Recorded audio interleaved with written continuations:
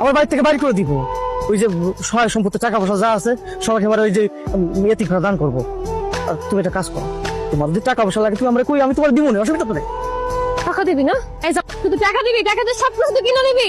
আমার কি তোর হাতে পুতুল মনে করছস?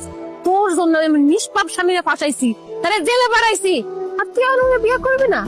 তুই যদি আমার বিয়ে না করস, তোর জীবন আমি সারখার করে দিব, আমি সবার সব কিছু করে দিব। আজকে আদালতে যাওয়ানোর সময় পুলিশের গাড়িতে পালাই আইছি। ভাবছিলাম তোমার নিয়ে দূরে কোথাও চলে যাবো, যেখানে আমগরে কেউ চিনবো না, জানবো না, পুলিশ আমগরে খুঁজে পাইবো না। আমরা নতুন পরিচয়ে বাঁচবো, নতুন করে বাঁচবো। চল আমরা দূরে কোথাও চলে যাই। না, আমি তোমার আর আরিফের সব কথা শুনি। তোমার আর আরিফের মধ্যে অবৈধ সম্পর্ক ছিল, তোমরা দুইজনে মিলে তার একটি খুন করছো। সেই খুনের দায় আমি আমার কাঁধে তুলে নিয়েছিলাম।